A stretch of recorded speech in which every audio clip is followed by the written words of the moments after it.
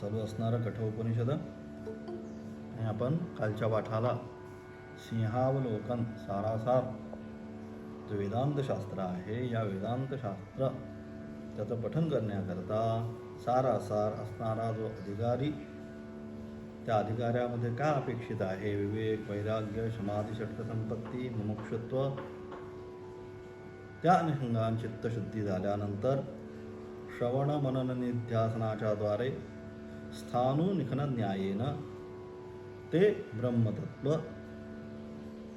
अहम ब्रह्मास्मी तत्त्वमसी आदी वाक्यांच्या द्वारे काय होतं, त्याला यत् साक्षात अपरोक्षात ब्रह्म, साक्षात त्याची असणारी अपरोक्ष अनुभूती ज्यावेळेस प्राप्त होते त्यावेळेस काय होतं, तो ब्रह्मनंतर त्यावेळेस ब्रह्मविद ब्रह्मैव भवती.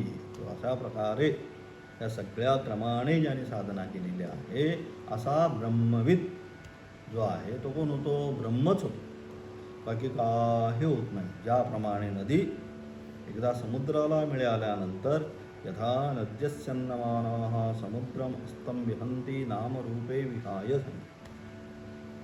एकदा ज्याप्रमाणे नदी समुद्राला मिळाल्यानंतर काय होतं, तर दुसरं काही होत नाही. ज्याप्रमाणे समुद्रच होतो त्याप्रमाणे हा जो ब्रह्मविद आहे किंवा हा ह्या मार्गावर चाललेला जो साधक आहे त्याने एकदा त्या ब्रह्मतत्वाला जाणल्यानंतर काय होतं, ब्रह्मच होतं. सर्वम खल्विदम ब्रह्म, त्याच्या दृष्टीने सर्व आता ब्रह्मच होतं असे असणारे ते अपरोक्ष अनुभूती त्या ठिकाणी याच देही ह्याच्यासाठी अनुभूती घेण्यासाठी मग कुठे गेला आहे हे सगळ्यात विशेष आहे. अन्य शास्त्र जे आहेत आणि ब्रह्मविद शास्त्र आहे याच्यामध्ये हा फरक आहे. ब्रह्मज्ञानानंतर कुठे जाऊन त्याला काय मिळणार आहे का, कुठं जाणारच नाही तो. ज्या क्षणी ब्रह्मज्ञान प्राप्त होईल त्या क्षणी सर्व ब्रह्मच आहे. ही साक्षात्कार होणार आहे, अपरोक्ष अनुभूती झाल्यानंतर मग काय, नंदती नंदती नंदतेव सांगते. मग फक्त आनंदाचे डोही, आनंद तरंग, आनंदाचे अंग, आनंदाचे. आनंदाच्या व्यतिरिक्त दुसरं काही नाही. कारण काय, त्याचं स्वरूपच ते सच्चिदानंद स्वरूप, सच्चित आणि आनंद स्वरूप आहे. म्हणून त्या सच्चिदानंद स्वरूप ब्रह्मतत्वाची एकदा अनुभूती झाल्यानंतर हा पण जो आहे आता त्यामध्ये काय झालं आहे, मी तू पण सगळं गेलेलं आहे. आता मी ब्रह्म आहे म्हणून सुद्धा राहत नाही. नेती नेती शास्त्र म्हणतं शेवटी, नेती नेती म्हणूनच उपदेशन. हे का नाही, ते का नाही, नाही नाही नाही. मग आत्मषटक जे आहे त्याच्यामध्ये सांग काय, मनोबुद्ध्यचित्तानि हंकारनाहम न च श्रोत्रजिव्ये न च घ्राणनेत्रे न च व्योमभूमिर्न तेजो न वायुः. कोण आहे मग, चिदानंद रूप शिवोहम शिवोहम. हे जे जे तू मानतोयस, मी मन आहे, मी बुद्धी आहे, मी चित्त आहे, मी अहंतत्व आहे, मी पंच ज्ञानेंद्रिय आहे, मी पंचकर्मेंद्रिय आहे, त्याचा सगळ्याचंच आता या ठिकाणी सुद्धा आता जे मंत्र येणार आहे 3, 4, 5 या तिन्ही मंत्राच्या द्वारे त्या सगळ्याचा निषेधच केलेला आहे. मग हे सगळ्याचा निषेध झाल्यानंतर जी वस्तू राहते ती कोण आहे, चिदानंद रूप शिवोहम शिवोहम. चिदानंद असणार ते शिवतत्व जे आहे तेच मी आहे. असा जीव ब्रह्म ऐक्य ज्ञान त्याला या उपनिषद विद्यामधून काय होतं, प्राप्त होतं. आणि त्याच्या अनुषंगाने हे सगळं सारासार म्हणून कालचं सगळं एकदा बरेच दिवस झालं होतं. सिंहावलोकन झालं नव्हतं आपलं, पण कालच्या पाठाला किंचित सिंहावलोकन त्या ठिकाणी केलं. पाहू आता तिसरा असणारा मंत्राला आरंभ आता या ठिकाणी करू. काय म्हणताय, तिसरा असणारा मंत्र किंवा दुसऱ्या अध्यायामधली पंचमवल्ली चालली आहे आपली आणि त्याच्यामध्ये आता असणारा मंत्र क्रमांक 3. काय म्हणतोय मंत्र क्रमांक 3, ऊर्ध्वं प्राणमन्वय त्यपानं प्रत्यगस्यति मध्ये वामनमासीनं विश्वे देवा उपासते. की अशा प्रकारे या शरीरामध्ये हे काही जे काही प्राण आहे त्यांची जी गती आहे, कोण किती प्राण आहेत आपल्या शरीरामध्ये, 10 सांगितले. त्यामध्ये 5 प्रमुख सांगितले. कोणते, प्राण, अपान, व्यान, उदान आणि समान. हे काय झालंय, 5 जे प्राण आहेत आपण म्हणतो, याला म्हणतो पंचप्राण. हे पंचप्राण आहेत आपल्याकडे. हे पंचप्राणावर काय होतं, सगळ्या शरीराची जी स्थिती आहे या पंचप्राणावर अवलंबून असते. परंतु हे जे पंचप्राण आहे या पंचप्राणांना सुद्धा जो आहे श्वासोश्वास घेण्याची शक्ती, मग कालच्या पाठामध्ये सांगितलं काय, आपण आता श्वास घेतोय आणि सोडतोय सहज आपल्याला अतिशय वाटतंय, पण त्या एका श्वासाची जी किंमत आहे ती एका श्वासाची किंमत काय आहे, हे व्हेंटिलेटरवर आपण ज्यावेळेस जातो त्यावेळेस कळतं आपल्याला एका एका श्वासाची किंमत काय. पण तो श्वास आता परमेश्वर कृपेने आपण अगदी सहज घेत असतो. आणि म्हणून हे श्वासोश्वासाची जी गती आहे या सगळ्या श्वासांना यावत पवनो निवसती देहे सांगितले आचार्य. तावत पृच्छती कुशलम गेहे गतगती वायो देहापाये भार्या बिभ्यती तस्मिन् काये सांगितले. अशा प्रकारे जोपर्यंत या शरीरामध्ये हा प्राण अपान व्यान उदान समान हेही प्राण जोपर्यंत आहे तोपर्यंतच त्याला सगळे विचारत राहतील, कसं आहे, खाल्लंय का, जेवलायस का, काय केलंयस, कुठे चाललायस.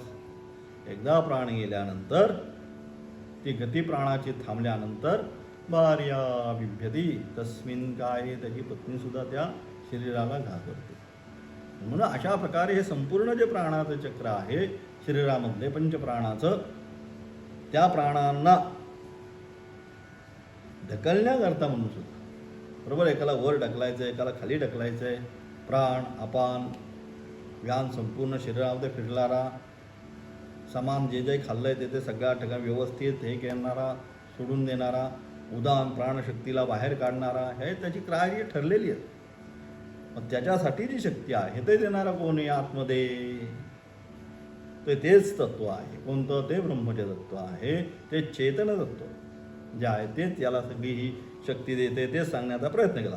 जो प्राणास वरती घेऊन जातो, म्हणजे आपल्या प्राण आपण घेतो बरोबर, तो जो वरती घेऊन जातो, अपानास प्राणवरती, अपान खालच्या बाजूने जो जातो, खालची जातो त्याला अपान म्हणतो, व अपानास खालच्या बाजूला ढकलतो. अशा प्रकारे प्राणशक्तीला जो संचलित करतो आणि स्वतः कुठे राहतो, जो या हृदयाकाशामध्ये. प्राणाची गती कुठं नाही, इथे आपण म्हणतो पंपिंग होतं बरोबर ना. मग अटॅक आल्यानंतर आपण काय करतो, पहिलं हृदय दाबायचा प्रयत्न करतो, तिथून त्याला शक्ती काय आहे त्याची पॉवर मिळत असते. आणि म्हणून जो राहतो कुठं, तो स्वतः कुठे, वामन नावाने कुठे राहतो, या हृदयामध्ये राहतो. आणि म्हणून अशा प्रकारे त्याची हे सगळे देवता जे आहेत किंवा आपण सगळे जे आहे त्याची म्हणजे कोणाची, अशा प्रकारे ह्या प्राणशक्तीला जो शक्ती प्रदान करतो असा जो वामन, त्या वामनाची काय एक नाही, त्या संपूर्ण सृष्टीमध्ये असणारे सर्व प्राणी मात्र, सर्व देवता, कारण तो आहे म्हणून हे सगळं आहे. जोपर्यंत राम आहे तोपर्यंत आपण म्हणतो जीवनात आता राम राहिला नाही. म्हणजे राम जोपर्यंत आहे जीवनामध्ये तोपर्यंत सगळं आहे. आणि एकदा राम गेल्यानंतर काय म्हणतो आपण त्याला, 5 मिनिटात जीवनाचं शाश्वत सत्य काय आहे, आपण ज्या नाम आणि रूपा करता म्हणून अतिशय ऐकून घ्या व्यवस्थित. जीवनाचं शाश्वत सत्य तेच आहे. आपण ज्या नामरूपाकरिता आयुष्यभर झगडत असतो की माझं हे नाव, माझं तसं नाव, माझं असं नाव, माझं हे प्रॉपर्टी, माझी ती प्रॉपर्टी, माझी असं झालं. परंतु हे जे शरीर आहे या शरीरामधून ज्या क्षणी तो राम निघून जाईल त्या क्षणी या शरीराला शरीरसुद्धा म्हणत नाही, त्या नावाने म्हणत नाही. मग आपण काय म्हणतो, त्याची बॉडी आली का म्हणतो. आता म्हणत नाही तो आला का, बरोबर आहे ना. आपण काय म्हणतो, त्याची बॉडी आली का. म्हणजे ज्या नामारूपासाठी आपण संपूर्ण देह खर्च केला, संपूर्ण आयुष्य खर्च केलं, त्याच्यामधनं ज्या क्षणी हे प्राण निघून जातात त्या क्षणी डॉक्टर काय म्हणतात, बॉडी घेऊन चाला. उभे राहिलेले सुद्धा आपले आप तर सुखीय काय म्हणतात, बॉडी कुठपर्यंत आली असं म्हणत नाही, तो कुठपर्यंत आला. त्या नावाने आता उल्लेख संपला. हे शाश्वत सत्य आहे जगात की ज्या नामरूपासाठी आपण एवढे झगडलो ते नाम आणि रूप एका क्षणामध्ये ही प्राणशक्ती गेली, त्या क्षणी त्या नामरूपाची बॉडी झाली. हेच जीवनाचं सत्य आहे. आणि म्हणून त्यापर्यंत जोपर्यंत राम आहे तोपर्यंत राम जाणून घेतला पाहिजे. त्यासाठी हा सगळा प्रयत्न आहे. म्हणून अशा प्रकारे सगळे देवता कोणाची उपासना करतात? त्याच प्राणशक्तीची, म्हणजेच ते ब्रह्मतत्व जी जी चेतनशक्ती आहे त्या चेतनशक्तीचीच हे सर्वच्या सर्व काय करतात या ठिकाणी उपासना करतात. अशा प्रकारे या ठिकाणी असणारा कुठला मंत्र हा झाला? तिसऱ्या मंत्राचा असणारा अर्थ, त्याचा असणारं आचार्यांचं भाष्य. आचार्य या ठिकाणी काय म्हणतात पाहू.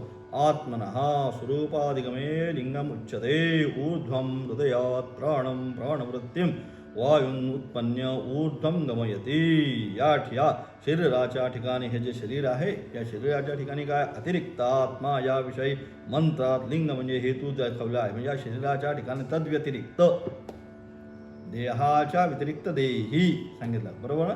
देह भिन्न आहे, देही भिन्न आहे, त्या क्षेत्र भिन्न, क्षेत्रज्ञ भिन्न. इदं शरीरं कौन्तेय क्षेत्रैत्यभिधीयते एतद्यो वेत्ति तं प्राहुः क्षेत्रज्ञ इति तद्विदः. क्षेत्र भिन्न आणि क्षेत्रज्ञ भिन्न. क्षेत्र शरीर क्षेत्र आणि या शरीराला जाणणारा तो क्षेत्रज्ञ. देह भिन्न, देही देहाला जाणणारा तो देहाव्यतिरिक्त भिन्न. आणि म्हणून दोन वस्तू आहेत, एक जड आणि एक चैतन्य.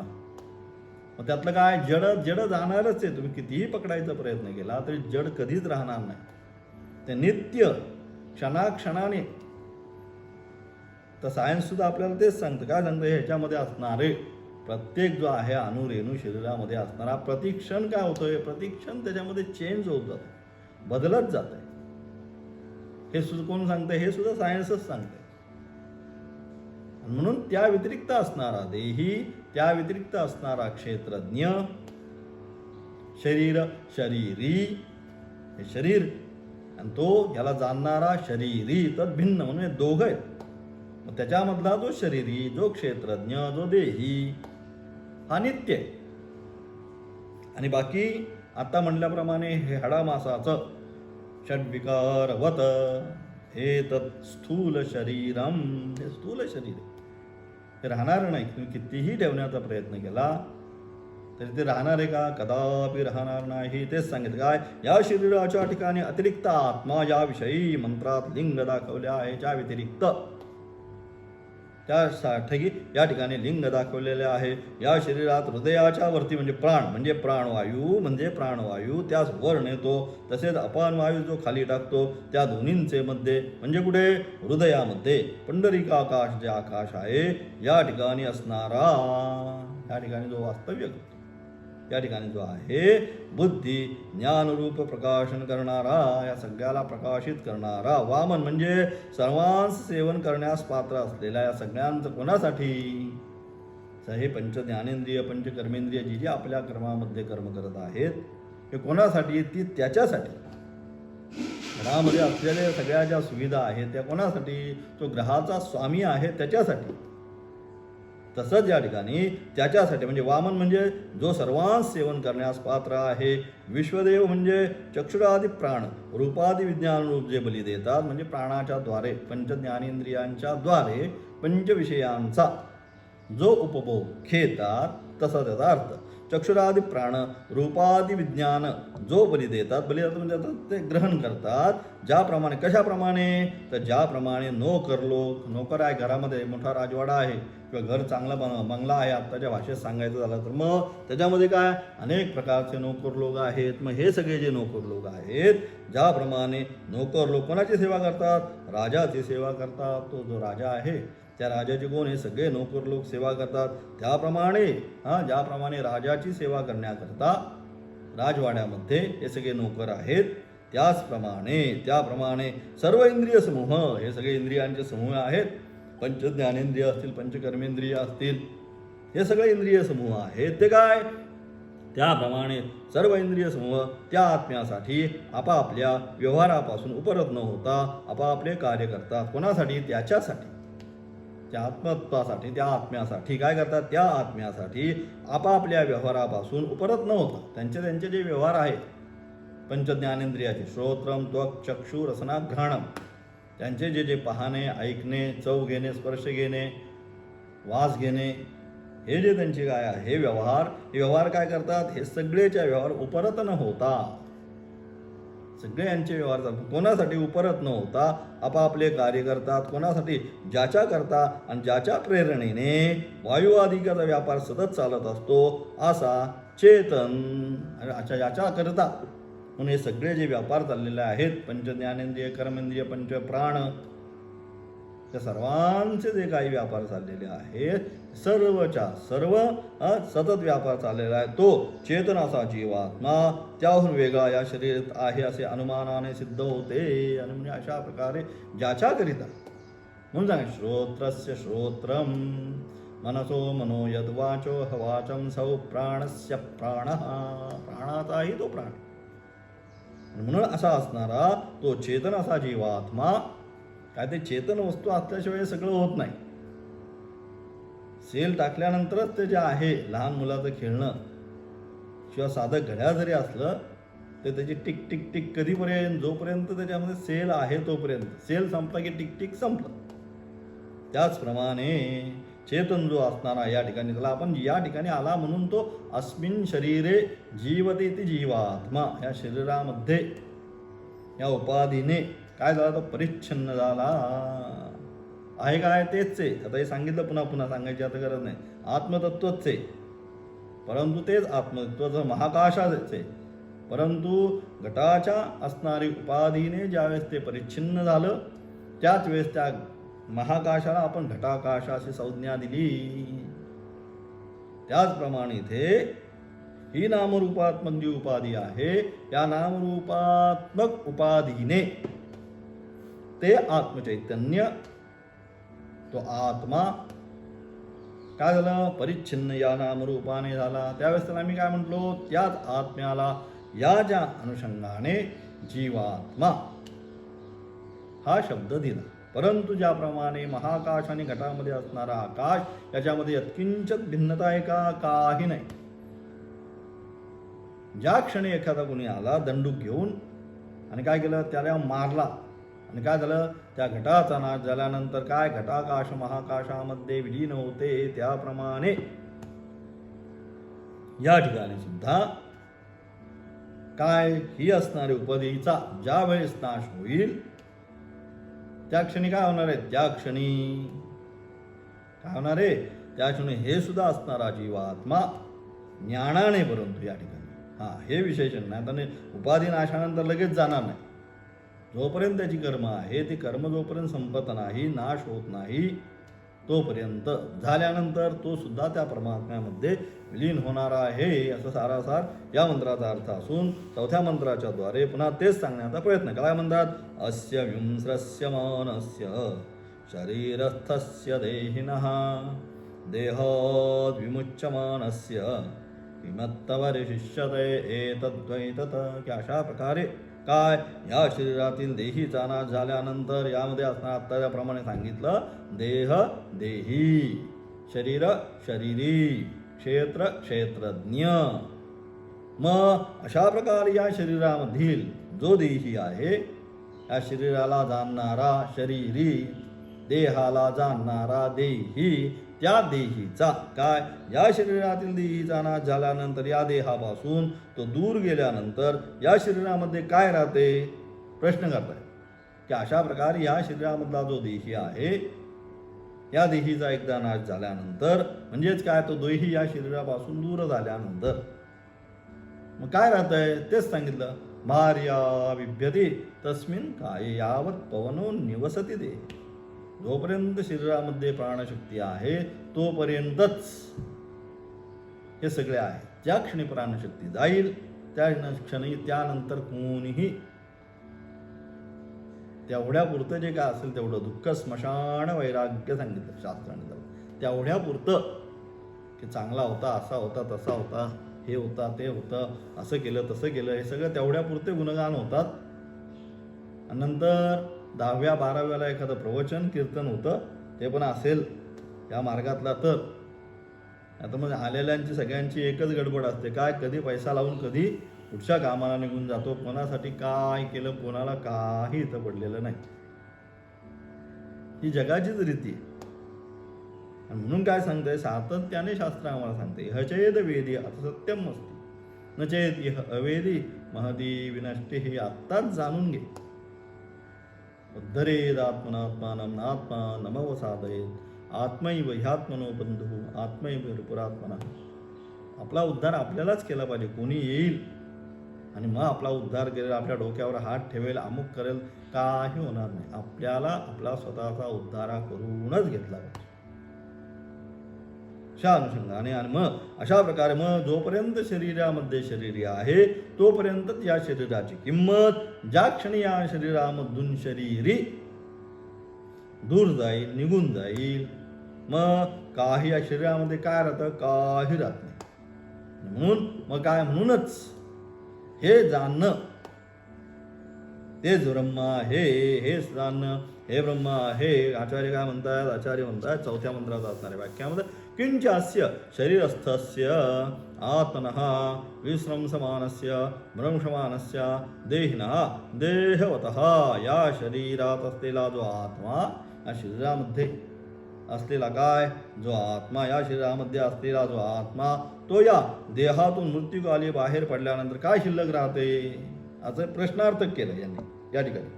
की याचा जो असणारा जो आत्मा आहे, जो देही आहे, तो जीवात्मा आपण त्याला म्हणतो, तो एकदा इथून गेल्यानंतर काय राहतं, मग काही राहत नाही.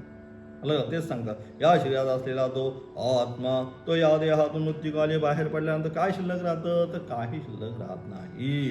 प्राणादी अचेतनापैकी काहीच राहत नाही. प्राणादी जे काय आहे सगळेच्या सगळे अचेतनापैकी, हे सगळे म्हणून जड आहेत. हे कोणीही त्यामुळे राहत नाही. अलग आहे, जरी पंच ज्ञानेंद्रिय असतील, कर्मेंद्रिय असतील, सगळे त्यावेळेस आहेत. मृत्यूनंतर काय का डोळे कुठे जातात का, कान कुठे जातात का, मग आपण काय करतो, आता त्यांना प्रत्यारोपण करतो, दुसऱ्याला आपण अवयव दान करतो. शक्ती आहे त्यांच्यामध्ये, परंतु त्याला चालवण्याकरिता जी शक्ती पाहिजे आतमध्ये, ती शक्ती संपली. तेच सांगण्याचा प्रयत्न केला. म्हणून प्राणादी अचेतनापैकी काही राहत नाही. ज्याप्रमाणे नगराचा स्वामी जो राजा त्या नगरातून पळून गेला की प्रवासी लोकांची जशी स्थिती होते, जो मुख्य राजा जो असतो तोपर्यंत सगळं व्यवस्थित असतो. घरातला मुख्य माणूस जोपर्यंत घरामध्ये असतो तोपर्यंत सगळे आपले व्यवस्थित काम विमा सगळं व्यवस्थित चाललेलं असतं.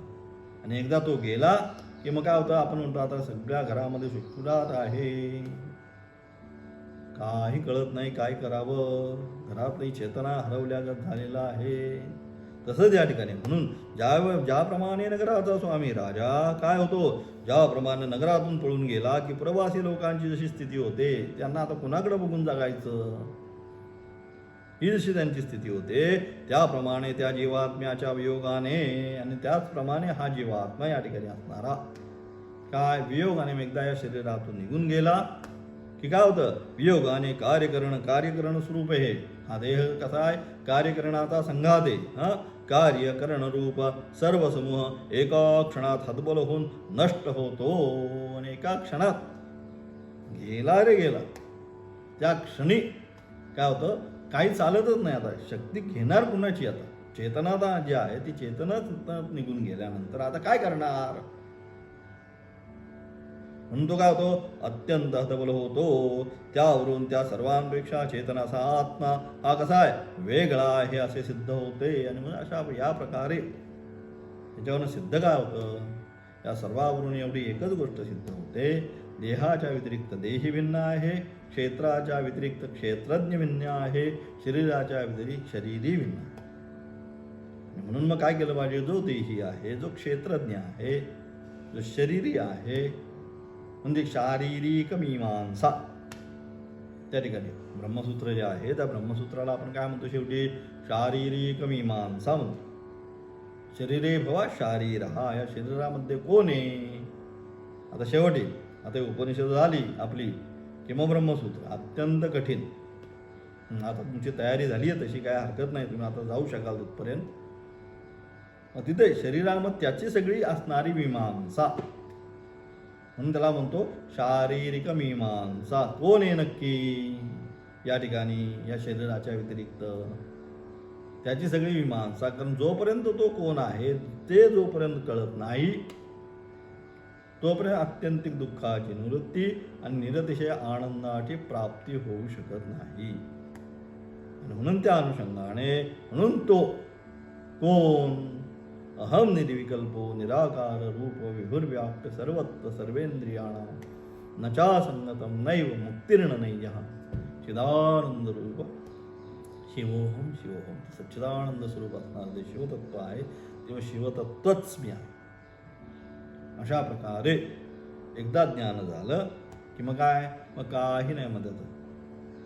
मग तो कुठेही असला, योग रतो वा भोग रतो वा संग रतो वा संगविहीना यस्य ब्रह्मणिर्मध्ये चित्तम नंदती नंदती नंदते. त्याच्या दृष्टीने या जगत जे आहे हे काय होतं, जे आपण स्वप्नामध्ये असणार सगळा जो असणार तिचा संसार हा एक असा जागृत अवस्थेमध्ये आल्यानंतर मिथ्या स्वरूपाचा होतो.